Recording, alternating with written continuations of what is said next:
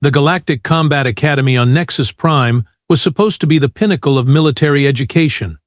Hey, what a joke that turned out to be. Professor Kex'tal, all 7 feet of scaled saurian arrogance, strutted across the polished metal floor like he owned the galaxy. His reptilian eyes swept over the assembled students with the kind of smug satisfaction that made you want to punch something. Or someone. Today, class, we study advanced combat theory, he hissed, forked tongue flicking out dramatically. Because of course it did. The art of defeating your enemies through superior positioning, strength, and tactical awareness. The classroom was packed with the galaxy's finest specimens of lethal evolution. Gorath, the massive insectoid from Hive Prime, clicked his mandibles appreciatively while flexing arms that could crush titanium. His exoskeleton gleamed under the artificial lighting, each segment designed by millions of years of warfare. Thane, the living rock formation from the mineral worlds, shifted his boulder-like frame with sounds like grinding stone. Even sitting down, he towered over everyone else. Zara, the 4-armed warrior from the Keth Dominion, practiced quick-draw motions with all her appendages simultaneously, each movement precise and deadly. Then there was Maya Brooks. The human girl sat in the very back corner, chin propped on one small hand, looking about as interested as someone watching paint dry in a vacuum. She couldn't have been more than 5.5 feet tall, maybe 130 pounds soaking wet. Her brown hair was pulled back in a simple ponytail, and she wore the standard academy uniform that seemed 3 sizes too big for her tiny frame. She looked frankly ridiculous. As I was saying, Kex'tal continued, his voice dripping with condescension as his gaze lingered on Maya, true combat requires physical superiority. The weak? His eyes narrowed, simply cannot compete with the strong. This is why certain species should perhaps reconsider their presence in advanced combat courses. A few students chuckled. Gorath's clicking grew louder, which passed for laughter among his kind. Thane's rocky surface actually cracked in what might have been amusement. Maya just yawned. Not a fake yawn, mind you. A genuine, jaw-cracking, utterly bored yawn that said she'd rather be literally anywhere else in the known universe. She followed it up by stretching slightly, and then returning to her previous position of supreme disinterest. Kex'tal's scales bristled with irritation. Now then, Kex'tal announced, puffing out his chest like a peacock with delusions of grandeur, let us examine the fundamental principles of galactic combat doctrine. He activated the holographic display with a flourish that was entirely unnecessary but perfectly in character. 3-dimensional figures appeared, demonstrating various combat stances that looked impressive if you ignored the fact that they were basically just fancy ways to stand around looking menacing. To observe the Keth power stance, he gestured toward a 4-armed figure. Notice how all limbs are positioned for maximum striking potential. But the Saurian dominance position. Another figure materialized, utilizing our superior reach and natural weaponry. And of course the Hive swarm formation, where our insectoid friends use their exoskeletal advantages. Gorath clicked approvingly, because apparently even giant bugs enjoyed being teacher's pet. These techniques, Kex'tal continued with the air of someone revealing the secrets of the universe, have been perfected over millennia by species that actually understand warfare. Unlike certain primitive worlds that still engage in what they laughably call martial arts. The class erupted in the kind of laughter that bullies perfect in secondary school. Zara's 4 arms slapped her knees simultaneously, which was frankly just showing off. Thane's rocky chuckle sounded like an avalanche having a giggle fit. Oh yes, Kex'tal's forked tongue flicked out in obvious delight, the humans and their quaint little fighting styles. Boxing, wrestling, something called kung fu that sounds like a digestive disorder. More laughter. Because nothing says advanced civilization like making fun of cultures you clearly know nothing about. They actually believe, and here Kex'tal paused for dramatic effect, because he was just that kind of professor, that technique can overcome raw physical superiority. Imagine. As if their fragile little bodies could possibly compete with true evolutionary perfection. Meanwhile, in the back corner, Maya had pulled out what appeared to be a standard academy datapad. Instead of taking notes on the professor's brilliant insights into combat theory, she was quite obviously doodling. Her stylus moved in lazy circles and swoops, creating what looked like a cartoon version of Kex'tal with an absurdly large head and tiny arms. The human form is simply inadequate for serious combat, Kex'tal proclaimed, warming to his favorite subject. Weak bones, soft skin, limited reach, pathetic muscle density. Really, it's almost cruel to allow them in advanced courses. Maya added what appeared to be a speech bubble to her cartoon, though from this distance nobody could make out the words. Probably something flattering about their esteemed instructor's teaching methods. Kex'tal's eye twitched as he noticed her complete lack of attention. Here he was, dispensing wisdom that lesser species could only dream of understanding, and this tiny human was treating his lecture like background noise. Perhaps, he hissed, his voice taking on a decidedly sharper edge, our human student would care to share her thoughts on combat theory, since she seems so engaged with the material. Maya looked up from her doodle with the expression of someone who had just been asked to explain quantum physics to a particularly slow houseplant. "Oh, I'm sorry, Professor," Maya said in a tone so flat it could have been used as a ruler. "Were you talking to me?" The audible gasp from the class was almost comical. Apparently, speaking to Professor Kex'tal without the proper reverence was tantamount to galactic treason. Who knew? Kex'tal's scales shifted from their usual green to a lovely shade of irritated purple. "Indeed, I was, Miss Brooks. Since you seem so disinterested in learning proper combat techniques, perhaps you would benefit from a practical demonstration." A demonstration, Maya repeated, as if she were confirming the weather forecast. Yes. Kex'tal's eyes lit up with the kind of predatory gleam that screamed bad idea incoming. "Come down here, child. Let me show the class the difference between primitive human fighting and true combat mastery." The other students practically vibrated with excitement. Gorath's mandibles clicked rapidly, which was apparently insectoid for this is going to be hilarious. Zara leaned forward in her seat, all four arms crossed in anticipation. Even Thane's rocky exterior seemed to shimmer with amusement. Maya sighed. Actually sighed. Like being asked to participate in a combat demonstration was roughly equivalent to being asked to take out the trash. "Do I have to?" she asked, still not moving from her seat. "I'm afraid I must insist," Kex'tal replied, his voice dripping with fake sympathy. "For your own educational benefit, of course." "Of course," Maya echoed, then slowly, reluctantly, stood up. She moved with all the enthusiasm of someone heading to a dentist appointment. Her tiny frame looked even more ridiculous next to the towering alien specimens around her. A few students actually started snickering again, because apparently they hadn't learned their lesson about premature celebration. Maya shuffled down to the front of the class, her hands shoved deep in her pockets, shoulders slouched in a way that screamed I'd rather be literally anywhere else. "Now then," Kex'tal announced to the class, clearly enjoying himself, "observe how a properly trained warrior handles an inferior opponent." "Inferior," Maya repeated in that same deadpan tone. "Right. Right. Don't worry, little one," Kex'tal said, his voice taking on the patronizing quality adults use when talking to particularly dim children. "I'll be very gentle. We wouldn't want you to get hurt during your first real lesson in combat." "My first lesson," Maya said. Not a question. Just a statement delivered with all the emotion of reading a grocery list. "Indeed. Now, the first thing you need to understand about defensive positioning," Kex'tal began circling her like a predator toying with its prey, "is that you must never allow your opponent to control the engagement. You see, your human instincts will tell you to back away, to flee, but that only shows weakness." "Weakness," Maya nodded solemnly. "Got it. Exactly. Now, when I reach for your arm like this," Kex'tal extended one clawed hand toward her wrist, "your natural response will be to pull away. But that's wrong. You must stand firm, maintain your position, never show fear."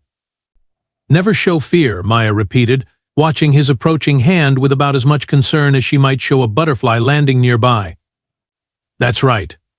Now hold still while I demonstrate proper grip control."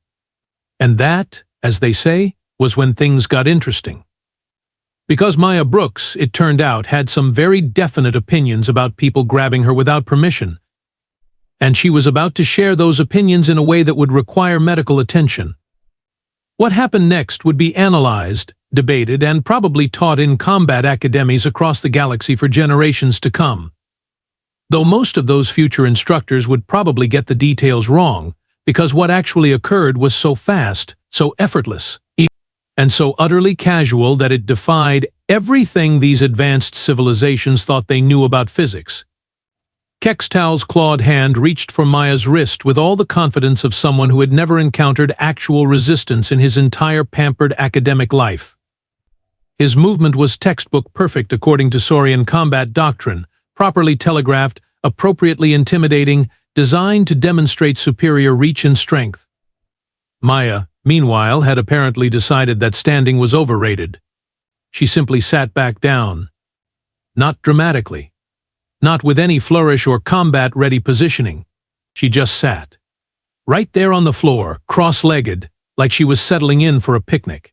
Her expression remained exactly the same, that perfect mask of polite boredom that suggested she was mentally composing her grocery list. Kex'tal blinked, momentarily confused. This wasn't in any of his combat manuals. Miss Brooks, you need to stand up for this demonstration to work properly. Do I, though? Maya asked, tilting her head slightly. Yes, you absolutely do. How can I show proper defensive positioning if you're sitting on the floor like a child? Okay, Maya shrugged. But I'm comfortable here. The professor's purple scales were now shifting toward a rather alarming shade of crimson. Stand up. Now. Or what? Maya asked with genuine curiosity. That did it. Kex'tal's patience, what little he'd possessed to begin with, evaporated entirely. Fine. If you insist on being difficult, I'll simply have to adjust my demonstration accordingly.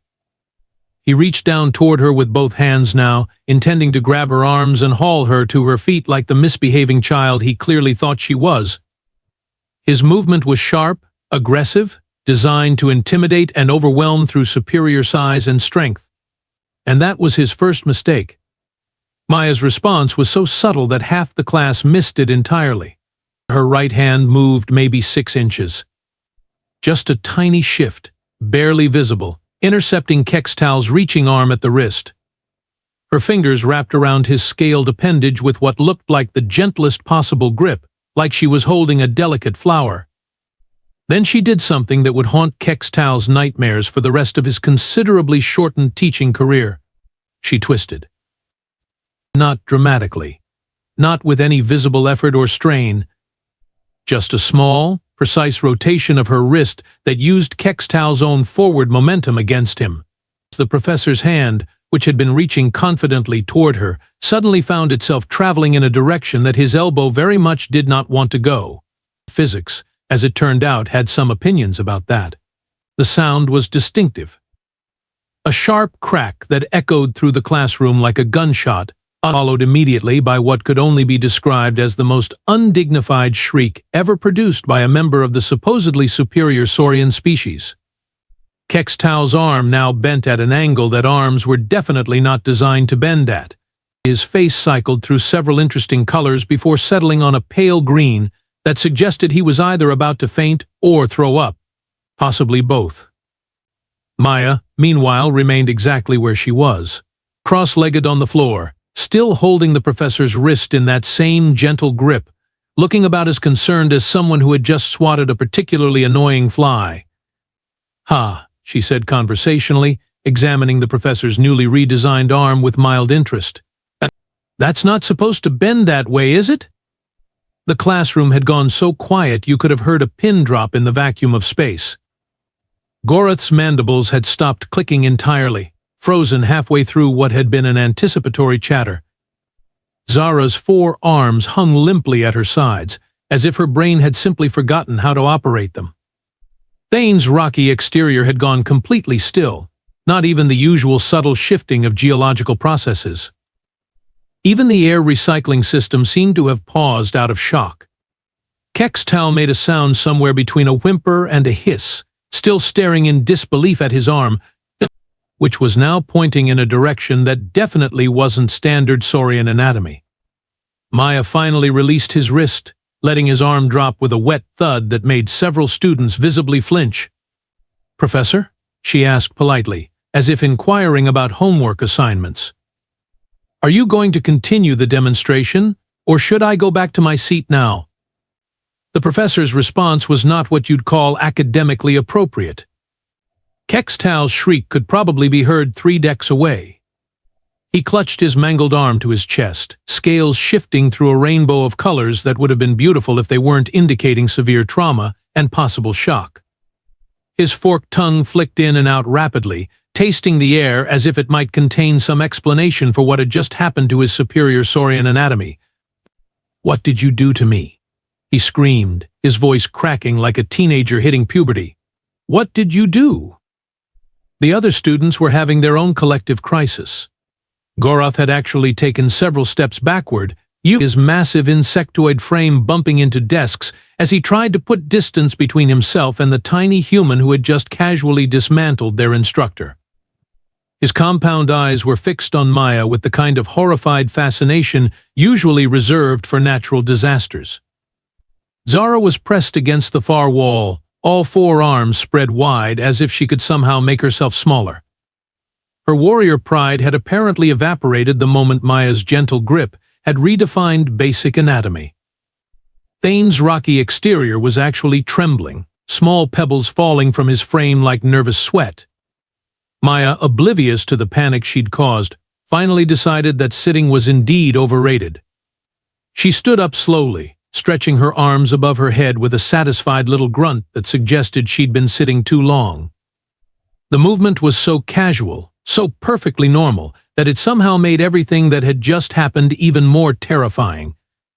"Oh, that," she said, as if Kex'tal had asked about the weather instead of screaming about his reconstructed arm. "That's just basic joint manipulation. Pretty standard stuff, really." "Standard?" Kex'tal's voice went up another octave, which was impressive considering he was already approaching frequencies that only small mammals could hear. "Well, yeah," Maya shrugged, rolling her shoulders to work out a crick. "I mean, you grabbed me without permission. Where I come from, that's generally considered rude.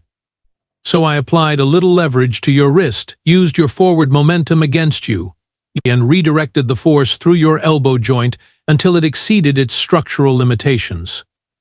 She delivered this explanation with the same tone someone might use to describe making a sandwich.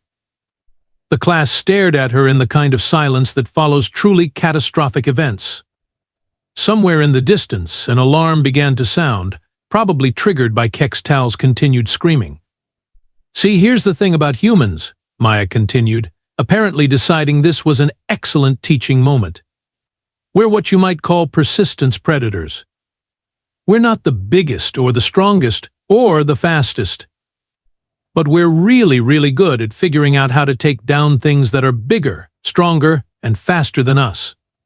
She gestured casually toward the still whimpering professor. "Your species probably evolved fighting other saurians, right? Similar size, similar strength, similar reach. So your combat techniques are all about using your natural advantages." Kex'tal managed to nod through his pain, though whether this was agreement or just his head shaking from shock was unclear. "Humans had to deal with everything," Maya continued cheerfully. "Cave bears, saber-toothed cats, each other, you name it. So we developed techniques specifically designed to let smaller, weaker fighters defeat larger, stronger opponents. Leverage, pressure points, joint manipulation, using an attacker's strength and momentum against them." She paused, looking around at the terrified faces surrounding her. "We've been doing this for thousands of years, Professor. It's not primitive, it's specialized." Gorath made a sound like grinding metal, which was probably insectoid for "oh no, we've made a terrible mistake." "The thing is," Maya added, her tone still maddeningly conversational, "most of our martial arts assume you're fighting someone bigger and stronger than you are. Because historically, that was usually the case. So when someone actually is bigger and stronger," she gestured again toward Kex'tal's creative new arm configuration, "well, the techniques work even better. She looked around the classroom with mild interest, as if noticing the atmosphere of terror for the first time. Is someone going to call medical?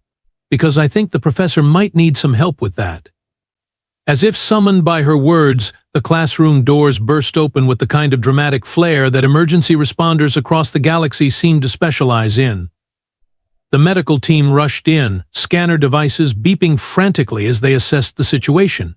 Their leader, a competent-looking Altarian with 6 arms and an expression of professional concern, took one look at Kex'tal's creative arm arrangement and immediately began barking orders in 3 different languages. Right behind them came station security, led by Commander Veltar, whose blue-skinned Rigelian features were creased with confusion. He surveyed the scene with the practiced eye of someone who had seen every kind of trouble the galaxy could produce, but this particular tableau seemed to be giving him pause. What exactly happened here? He demanded, his voice carrying the authority of someone used to getting straight answers. Before anyone else could speak, Maya raised her hand politely. I broke Professor Kex'tal's arm, sir. The commander's expression suggested he was reconsidering his career choices. You broke his arm? Yes, sir. He grabbed me without permission, so I applied a basic wrist control technique that resulted in structural failure of his elbow joint. Maya delivered this report with the same professional tone that security officers used in their incident reports. She destroyed him.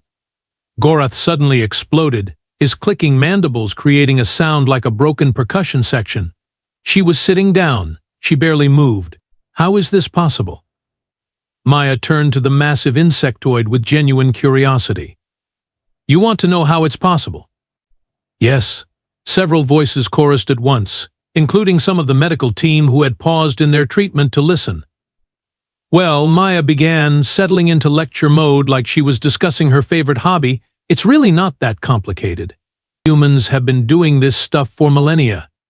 We call it martial arts, and it's based on some pretty simple principles. She held up one finger. First, you use your opponent's force against them. Professor Kex'tal was moving toward me with considerable momentum.